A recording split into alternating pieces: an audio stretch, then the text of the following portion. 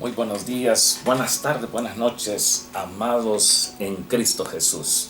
Bienvenidos al estudio de la Palabra de Dios. Hoy día miércoles ya 28 de agosto de este año 2024 que se está yendo de una forma rapidísima.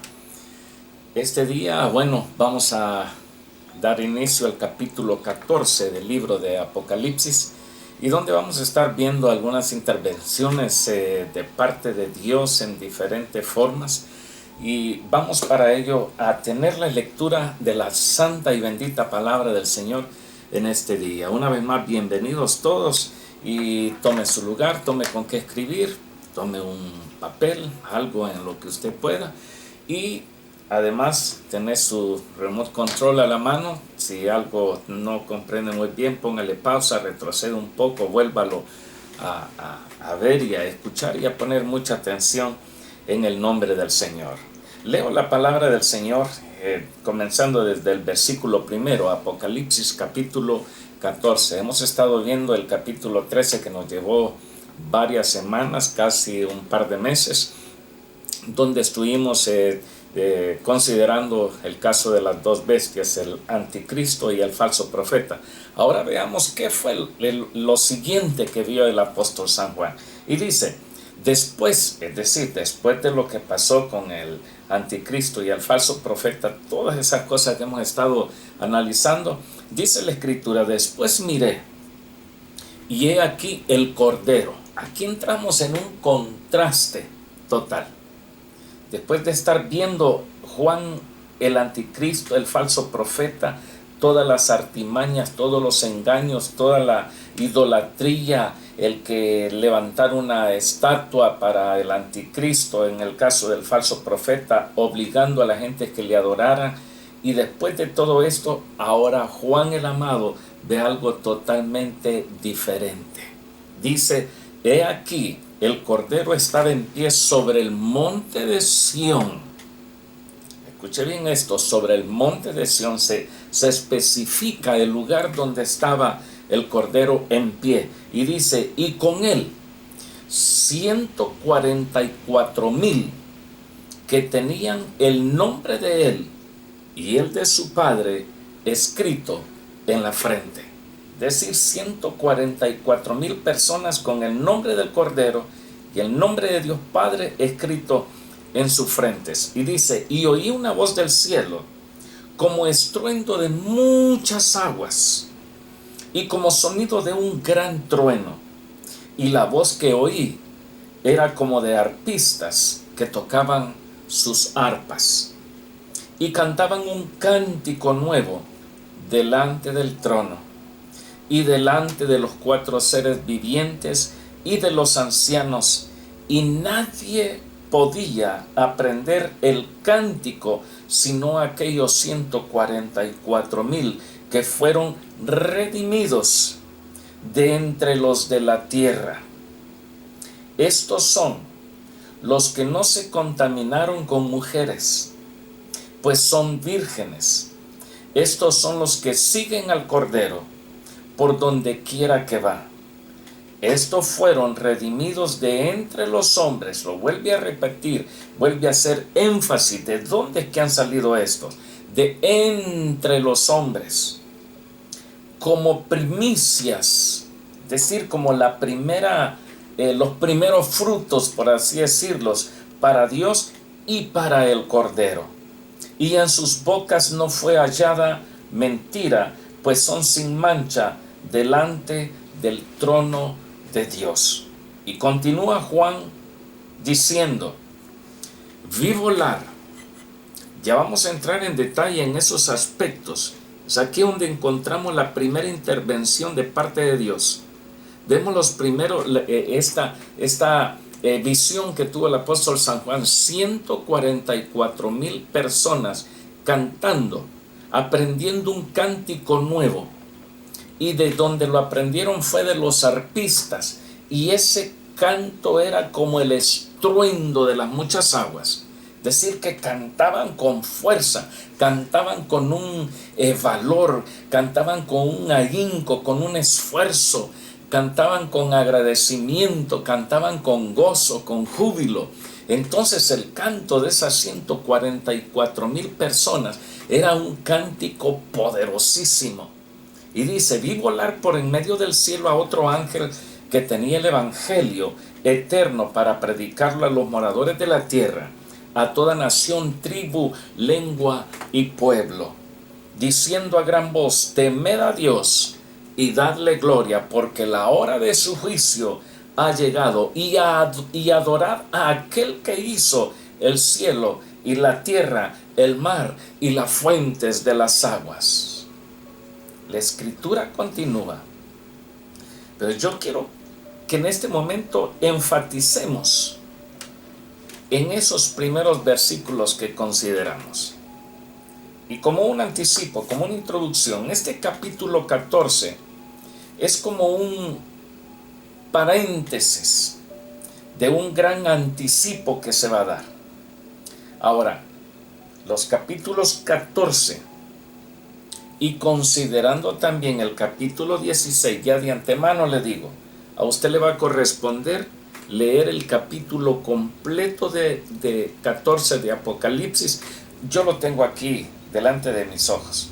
Sin embargo, para ahorrar un poco más de tiempo, póngale pausa, lea todo el capítulo 14 y después, por favor, lea también el capítulo 16, porque aquí vamos a ver lo siguiente. Aquí lo que vamos a ver es una descripción de los preparativos para el juicio del Mesías príncipe, el juicio para el Mesías que vio el profeta Daniel, el juicio del Mesías esperado por todas las naciones, por todo Israel, por toda la iglesia. Y esto es precisamente, estos capítulos 14 y 16 de Apocalipsis son como una mezcla, algo que dice en un momento y posteriormente menciona, por así decirlo, todo lo contrario. Por ejemplo, aquí se habla de cantos. Hemos arrancado con el cántico de los 144,000 sellados que fueron redimidos de entre los hombres. Escuche, de entre los hombres. Aquí no está hablando de entre las tribus de Israel, está hablando de entre los hombres. Y ellos son primicias. Es el primer levantamiento de cosechas. Aparte de ellos vendrá una cosecha inmensurable. Ahora, se escucha el cántico, pero también al leer el 14 y el 16, estos dos capítulos de Apocalipsis, usted va a poder presenciar de que aparte de cantos, hay lamentos, hay música, la de los arpistas, una música excepcional. Pero al mismo tiempo en estos dos capítulos encontramos también miseria. Es prácticamente todo lo opuesto. Hay gozo y hay juicio. Hay gloria y hay un abatimiento sin precedentes. Hay cielo y hay infierno. Este capítulo 14 prácticamente contiene esa serie de intervenciones divinas respecto a la gracia, respecto al juicio, y además constituye, si es que pudiéramos decirlo, una respuesta al clamor de aquellas personas que estaban atravesando el tiempo difícil de la tribulación. Por ejemplo, el Salmo 10:1. Esto tiene una connotación impresionante, porque por lo general cuando leemos pasajes esporádicos de la Biblia, los leemos y se ve bonito, gloria a Dios, es palabra del Señor. Pero escuche lo que dice el Salmo 10, versículo 1, dice: ¿por qué estás lejos, oh Jehová, y te escondes en el tiempo de tribulación? Ahora, si juntamos el capítulo 14, el capítulo 16, y si echamos un ojo hacia atrás de las 7, 8 lecciones del capítulo 13, entonces encontramos desde este primer versículo del capítulo 10 del libro de los Salmos como que tiene una relevancia, como que tiene una explicación, porque es un grupo de personas, son multitudes de gentes que estaban como clamando a Dios y diciendo: Señor, ¿hasta cuándo? ¿Por qué estás lejos, oh Jehová? porque nunca aparece tu mano, porque nunca aparece tu juicio, porque nunca aparece tu intervención. Aparte de eso, este lamento, ¿hasta cuándo, Señor?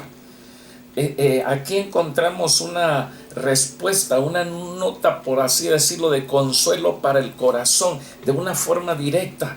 Porque ya aquí los encontramos, ya no preguntándole, Señor, ¿a dónde estás? ¿Por qué estás tan lejos, oh Señor? ¿Por qué te escondes en el tiempo de tribulación? No, ahora lo vemos diferente. A este grupo de personas los encontramos con un cántico nuevo en sus labios. Ya no preguntando, Señor, ¿hasta cuándo? Sino que ahora cantando con todo fervor, con todo regocijo. Notas de consuelo al corazón.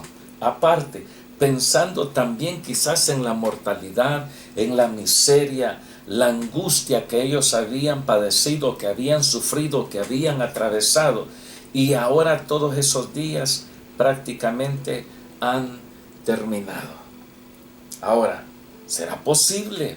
Pudieron llegarse a preguntar de que Dios nunca muestre su santo brazo fuerte y poderoso con lo que sacó a Egipto, a Israel de Egipto, y los hizo pasar en seco en medio del Mar Rojo.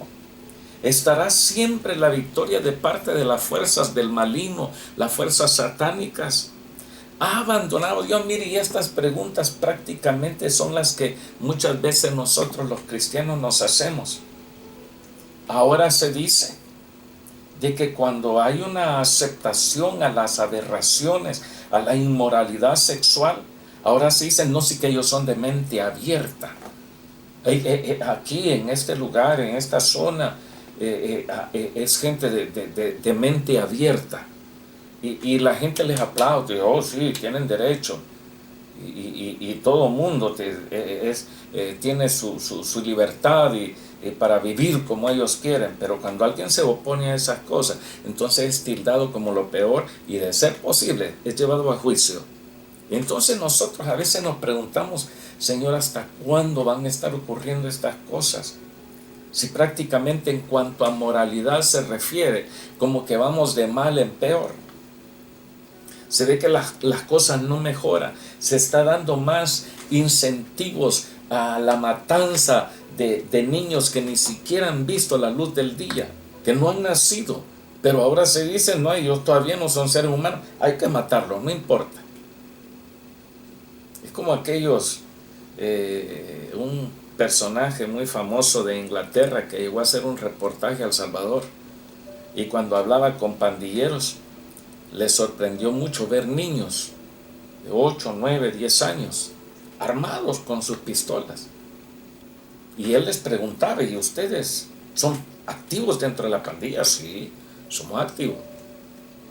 Y a este el reportero, por así decirlo, o hacedor de programas documentales, le preguntó a un niño de 10 años, le dice, ¿y tú has matado a alguien? Y el niño le dijo, sí, yo he matado. Y le digo, ¿y qué has sentido? ¿Y ahora cómo le haces? 2, 3 balazos en la cabeza y la persona se muere. ¿Y qué sientes? Nada. Yo digo, cuando a uno en términos normales de ser humano, el proceder a hacer un acto de esa índole, de esa envergadura, yo considero de que es cosa de que no se puede ni dormir durante las noches que vienen posteriormente al hecho ejecutado. Pero a eso prácticamente mucha gente dice, no, tienen derecho. Ahora se levantó el presidente de El Salvador y dijo, no, esto hay que agarrarlo, esto es un peligro, hay que encerrarlo. Han ocasionado muchas muertes. Y muchos líderes mundiales nunca movieron un dedo por hacer justicia ante esa crueldad. Pero ahora que se les ha encerrado, ahora se levantan los derechos humanos. No sé si usted me logra captar. A lo bueno le llaman malo y a lo malo le llaman bueno. Que yo esté de acuerdo en que esta gente esté sufriendo, honestamente le digo, no. Sin embargo, lo que ellos causaron a toda una nación. Ahora es tiempo de hacer justicia hacia ellos. Y esto considerando solamente un pequeño grupo entre todo el mundo. Pero ¿cuántas cosas malas no se hacen? Veámoslo de esta forma: muchos han sido enriquecidos a través del tráfico de drogas. La introducción de drogas al territorio, por así decirlo, de los Estados Unidos de Norteamérica. ¿Por qué no pueden contrarrestar eso?, me pregunto. ¿Es que acaso no es la nación número 1 del mundo? ¿Es que acaso ellos no podrían frenar toda esa acción maligna? ¿Qué haríamos nosotros o qué estamos dispuestos a hacer si alguien viene a hacerle daño a uno de nuestros hijos? Vamos a aplaudirles. ¿Y qué tal si nos dicen: don Guillermo, yo quiero entrar a su casa y quiero hacerle daño a sus familiares, pero para que usted me deje, tome $1,000,000? Y yo, por amor al $1,000,000, voy a decir: bueno, dame el $1,000,000, ahí, hágale lo que usted quiera. No, yo no lo haría, nadie haría eso. Bueno, ¿por qué lo permiten los gobiernos en los Estados Unidos? ¿Por qué no hacen algo por frenar eso? Si están frenando la inmigración, se les están metiendo demasiada gente. Han mandado tropa, han mandado drones, ahora están haciendo tantas cosas para frenar que introduzcan gentes de una forma ilegal a los Estados Unidos de Norteamérica. ¿Por qué no hacer lo mismo con los traficantes de droga? ¿Qué es lo que están ocasionando? Hay lugares, si no mal recuerdo, en el estado de Filadelfia, en las calles queda la gente doblada. ¿A causa de qué? De las drogas que les están vendiendo. Y hay muchos que se están enriqueciendo a causa de todo eso. ¿Y cuál es el precio a pagar? El tener una generación, al menos en esos lugares, que está prácticamente perdiéndose, desapareciendo, enfermándose, muriéndose. ¿Y qué es lo que hacen? Le dan plata a unos cuantos. ¿Y esos qué hacen? Denme el dinero, hágales lo que quieran.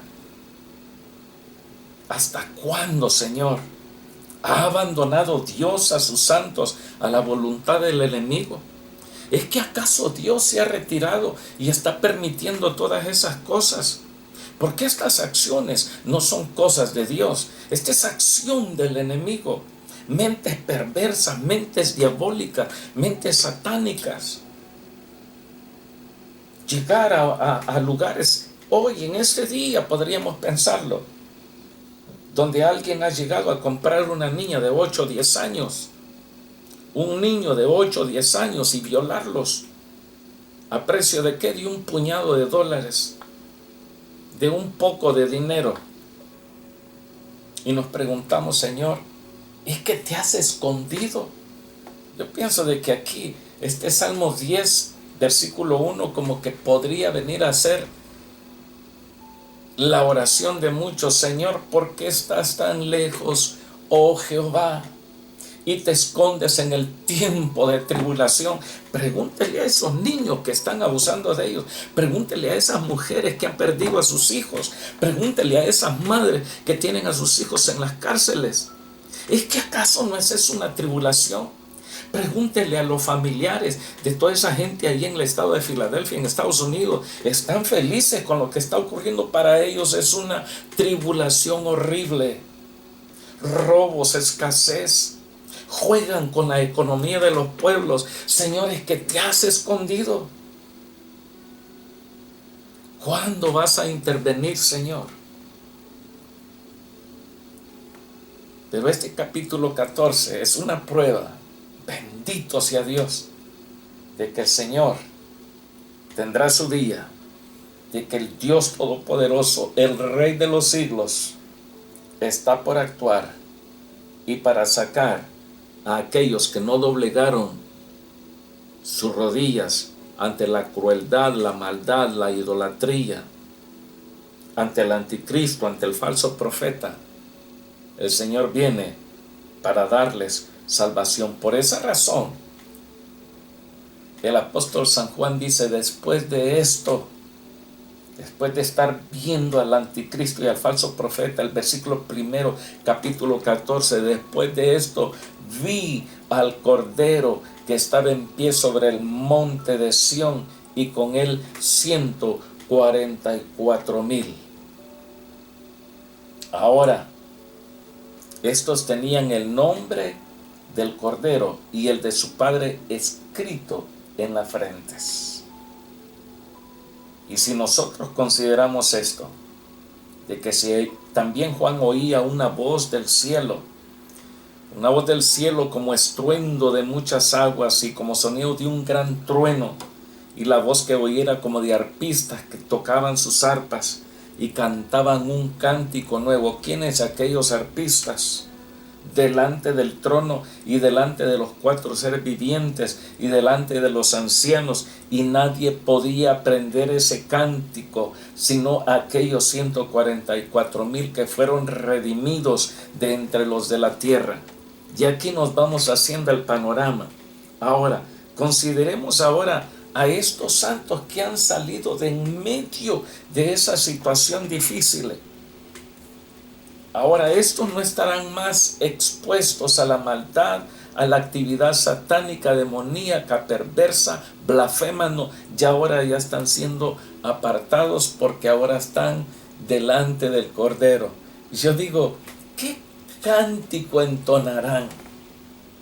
Dice la Escritura, Juan es bien claro, dice, nadie podía aprender ese cántico. Nadie, excepto esos 144,000, las primicias de los rescatados de la gran tribulación. Ellos sí aprendieron ese cántico. Si a veces nos cuesta aprender los cantos en la iglesia, y hasta nos confundimos muchas veces. Ahora pensemos, escuchar a los arpistas del cielo sonar sus arpas y entonar un canto. ¡Wow! Esto no tiene comparación alguna. Y yo digo, aquellos 144,000 empezaron a escuchar y a escuchar y a escuchar, y lo que aprendían tenía que ver con ellos. Lo que aprendían era prácticamente dando a conocer la experiencia que les había tocado que vivir. Lo que aprendían era prácticamente una realidad hacia donde ellos estaban yendo, y estaban delante del Cordero y entonando ese canto tan precioso. Aquí encontremos algunos detalles. El Salvador de ellos, lógicamente, se explica y es el Cordero. He aquí, yo vi al Cordero, ahí dice el apóstol Juan, y estaba en pie sobre el monte Sión. Ahora, alrededor del Cordero es donde se congrega esta multitud de 144,000. 144,000 personas entonando cantos al Cordero. ¿Sabe de que el libro de Apocalipsis prácticamente es un libro relacionado al Cordero de Dios? ¿Se recuerdan los primeros capítulos que estuvimos considerando cuando Juan decía, he aquí vi un cordero como inmolado? Pero antes de eso dice, escuché la voz, escuché como el rugido de un león fuerte, pero cuando volteé a ver era un cordero. Y el Cordero aparece en muchas oportunidades en el libro completo de Apocalipsis. Ahora se le ve al Señor Jesucristo como un Cordero que fue inmolado, que fue sacrificado por usted y por mí. Encontramos prácticamente, por así decirlo, una visión anticipada de la venida de Cristo con todo poder, con toda gloria. Y el Cordero prácticamente ensangrentado es ahora el Cordero que marcha hacia su victoria, por así decirlo, hacia su victoria final. Es allí donde ve Juan el amado al Cordero. Juan está expectante. Juan es el espectador. Él ve esto otro, ve aquello, ve por aquí, ve por allá. Él simplemente se le permitió ver las cosas que ocurrirían en el futuro. Pero los que salieron de ahí, de ese momento difícil, duro, del maltrato, del ultraje, de la blasfemia, se estar escuchando tanta blasfemia, y ellos santificándose en medio de ese tiempo tan difícil.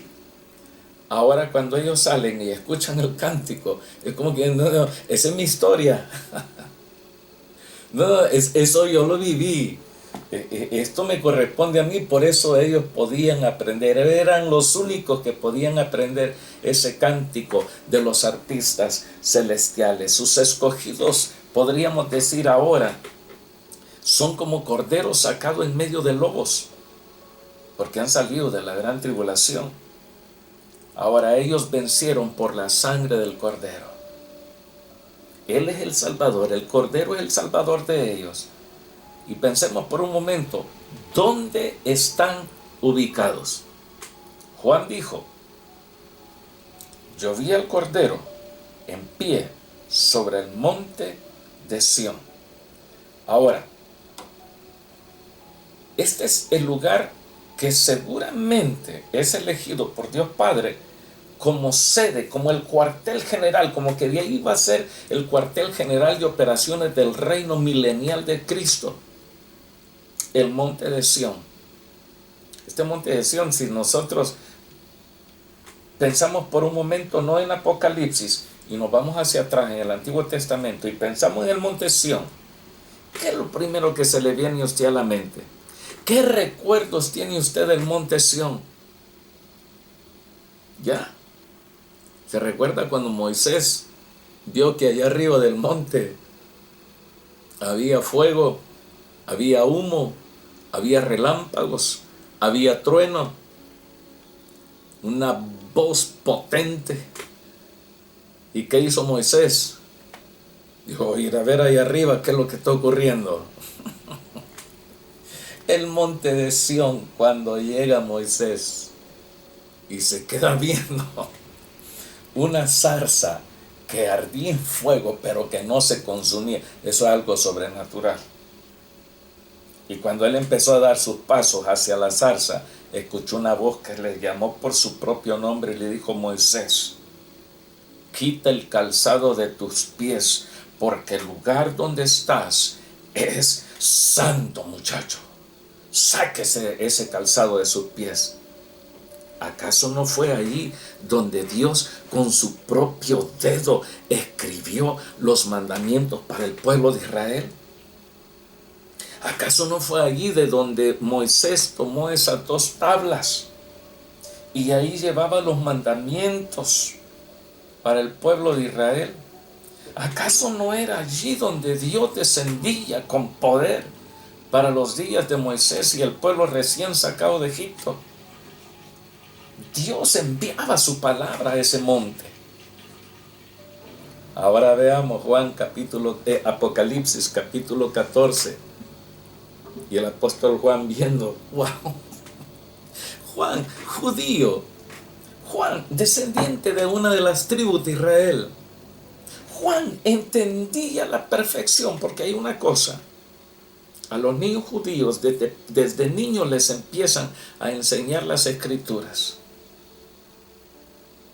No como en nuestros tiempos, que en las iglesias los niños, para que estén quietos, les dan el teléfono, que esté entretenido con el teléfono, haciendo juegos, haciendo esto, haciendo lo otro. No, los niños judíos, cuando van a la sinagoga, van a aprender palabra. Y cuando están en sus casas, sus padres se encargan de enseñarles palabra de Dios. Juan, por haberse creado, y estamos hablando 2000 años atrás de nosotros, no había ni internet, no había televisión, no había energía eléctrica.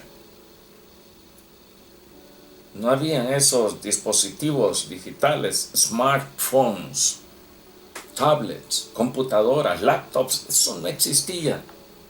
Entonces ellos pasaban horas y horas aprendiendo la palabra. Y cuando Juan vio que el Cordero está parado sobre el monte Sión, en este capítulo 14 Juan no describe cuál fue su sentir, qué fue lo que él pensó. Él simplemente escribió lo que Dios le estaba diciendo que tenía que escribir. Y Juan pudo haber pensado, el monte Sión, donde Dios habló a mi pueblo Israel. Ahora, considerando eso, podemos ver de que el Cordero deja su posición celestial y desciende nuevamente y llega hasta el monte Sión, deja su trono y ahora está encontrándose con esos 144,000. Es aquí donde está, por decirlo así, un asentamiento del poder real de Dios en el monte Sión nuevamente. Dice la Escritura de que cuando Dios hablaba, ese monte temblaba. Así que cuando Dios se presenta, dice el salmista Fernel Monroy, el guatemalteco, el que escribió aquel cántico, Remolineando.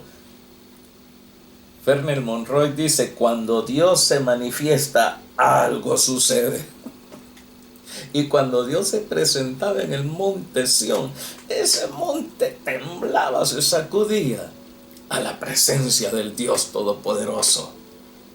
¿Acaso no podrá ocurrir algo en nosotros cuando Dios se presenta? Su presencia es fuerte en nosotros.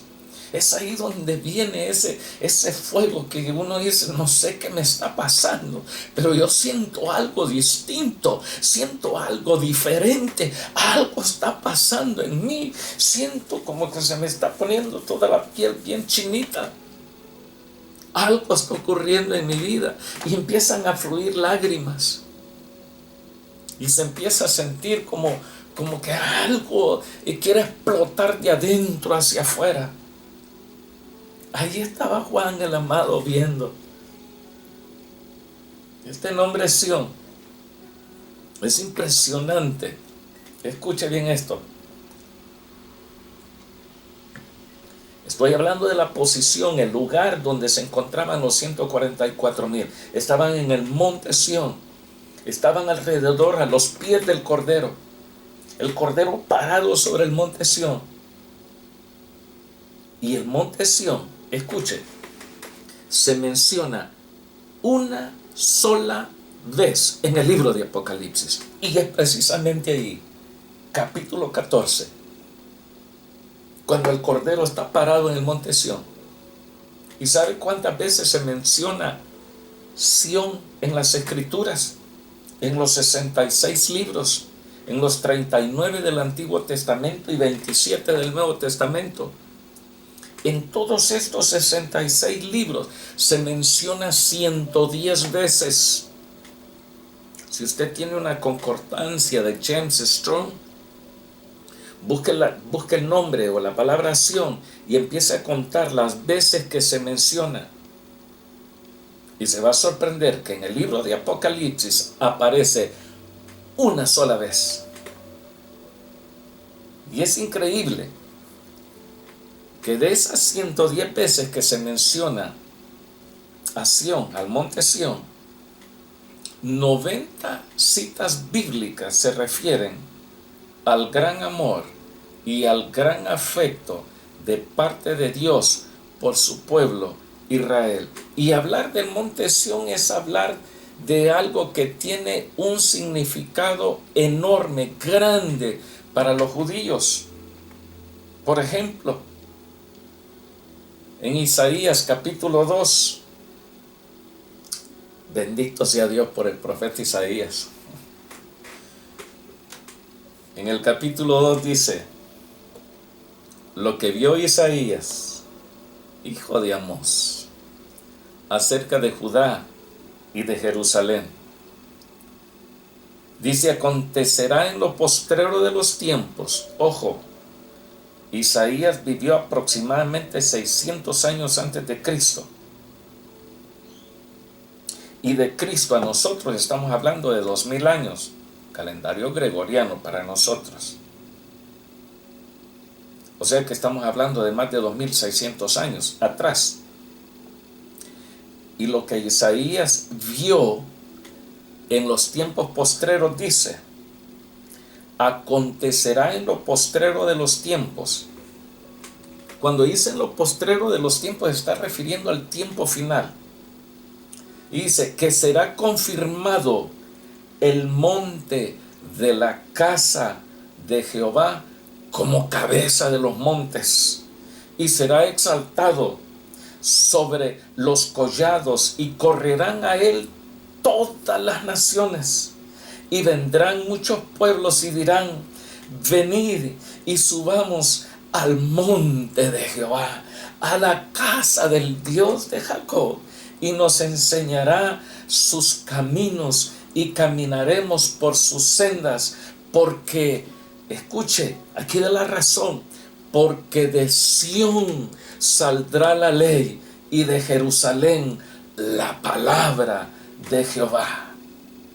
Y si usted continúa leyendo ese capítulo 2 de Isaías, se va a sorprender en gran manera de todo lo que habla. Aquí se habla del juicio de parte de Dios contra toda aquella gente soberbia. Y es precisamente lo que está por acontecer en este capítulo 14. Por eso le dije, lea capítulo 14 y capítulo 16 de Apocalipsis. Isaías, 2600 años atrás de nosotros aproximadamente, él describe y dice de que habrá un juicio contra toda esa gente soberbia, contra todos aquellos que prefirieron buscar la imagen del anticristo, doblar sus rodillas ante un ídolo y empezar a adorar al anticristo, aquel que es una burla, es una blasfema de nuestro Señor y bendito Salvador Jesucristo.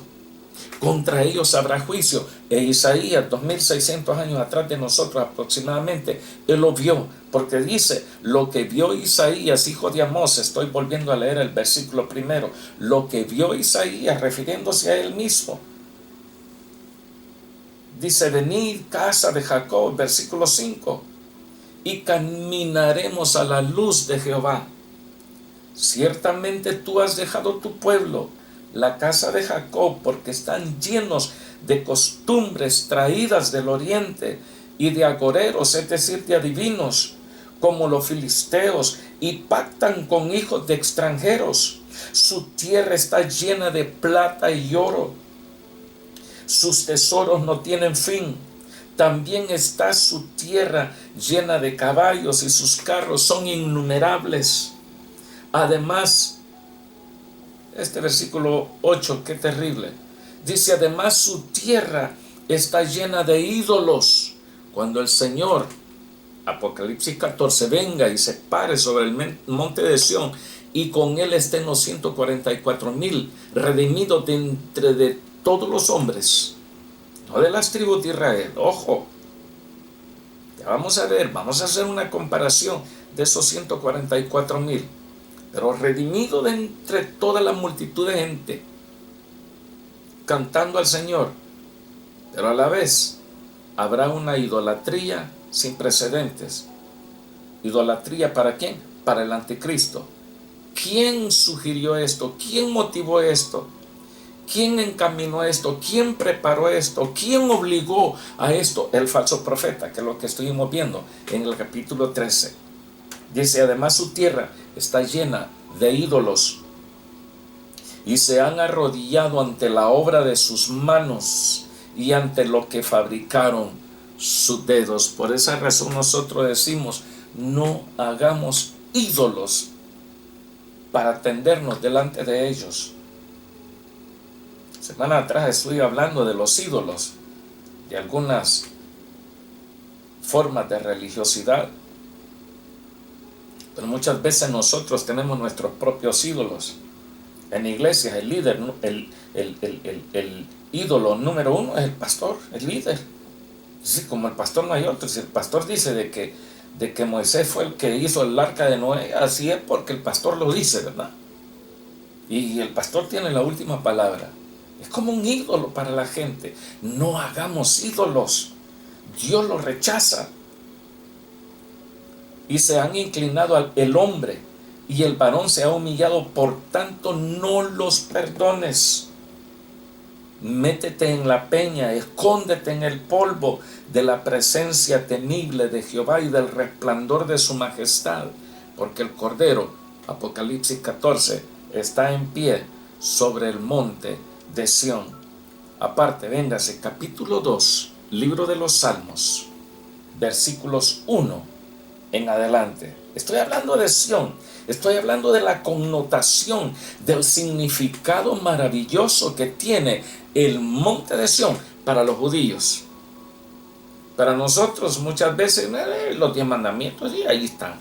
Ahí se los dio Jehová, se los dio a Moisés, y Moisés se los dio a la gente y ellos no lo quisieron, hicieron pedazos las tablas, esto y lo otro, y por ahí, hasta ahí, para los judíos algo diferente. Sión tiene una connotación grande. Salmo 2, versículos 1 en adelante, al versículo 6 dice: ¿por qué se amotinan las gentes? Es decir, ¿por qué se amontonan las multitudes? ¿Por qué se aprietan las multitudes? Y los pueblos piensan cosas vanas. ¿Por qué, Señor? Se levantarán los reyes de la tierra. Semana atrás estuvimos hablando de que habrá una confederación de naciones. Habrá una confederación, recuerde, los cuernos que aparecen y que le dan todo su poder y toda su autoridad al anticristo. Y el salmista dice: se levantarán los reyes de la tierra y príncipes consultarán unidos contra Jehová y contra su ungido. Ungido, es decir, el Mesías, diciendo: rompamos sus ligaduras y echemos de nosotros sus cuerdas. El que mora en los cielos se reirá. El Señor se burlará de ellos. Luego hablará a ellos en su furor y los turbará con su ira. Y versículo 6, escucha bien esto. Pero yo he puesto, dice la Escritura, Dios hablando, pero yo he puesto mi rey. ¿Y quién es el rey? En los Salmos dice: alzaos vosotras puertas eternas, y entrará el Rey de Gloria. Y el mismo salmista, por inspiración del Espíritu Santo, pregunta: ¿quién es este Rey de Gloria? Y ahí mismo viene la respuesta: Jehová de los ejércitos, Él es el Rey de la Gloria. Libro de los Salmos, Antiguo Testamento. ¿Qué tal si vamos a Apocalipsis? Y Juan dice: y vi al Cordero en pie como inmolado, con una vestidura blanca teñida en sangre y ceñido por su cintura. Y allí una frase que dice: Rey de Reyes y Señor de señores. ¿Quién es este Rey de Gloria? Y vea lo que dijo el salmista: pero yo he puesto a mi Rey sobre Sión. ¿Y dónde se para el Cordero? En Apocalipsis 14, Juan lo vio y dijo: está parado en el monte de Sión. ¿No será de que Juan se acordó de este Salmo segundo? De hecho, lo que dijo el salmista. Yo aún no había nacido, pero eso me lo enseñaron mis padres. Yo lo aprendí en la sinagoga y ahora yo lo estoy viendo parado en pie sobre el monte Sión, tal cual lo dijo Isaías, tal cual lo dijo David en los Salmos. Yo he puesto mi Rey sobre Sión, mi santo monte, dice el Señor Dios Todopoderoso. Mire, hay tanto que aprender de este capítulo 14. Yo no sé si usted se ha emocionado ahora. Yo he estado casi a punto de levantarme y pegar de salto aquí, pensando en el monte Sión, pensando en el Cordero, pensando en la palabra de Dios, pensando que ese monte se sacudía a la presencia del Dios Todopoderoso. Yo no sé si algo ha sentido usted. Y si no ha sentido nada, yo le digo, usted necesita un toque especial de parte de Dios, algo que llegue e impacte su vida. ¿Por qué no abre su corazón y le dice, Señor, quiero volver a sentir esas corrientes de agua viva que se muevan dentro de mi interior y salten fuera de mí? Señor, quiero volver a sentir. Si usted no ha sentido nada, doble sus rodillas ahí donde está. Póngale stop a esta grabación de video y comience a darle gloria y honra, poder y majestad al que se va a parar sobre el monte de Sión, visto por el apóstol San Juan. Continuamos con este capítulo 14 la próxima semana. Y mientras, lo único que deseo para usted y su familia es que Dios le bendiga a usted y a los suyos de una forma maravillosa y espectacular. Su servidor, Pastor Guillermo Esquivel, nos estamos viendo la otra semana por este mismo canal de YouTube de Southern Christian Center. Hasta luego. Gracias, Señor. Amén.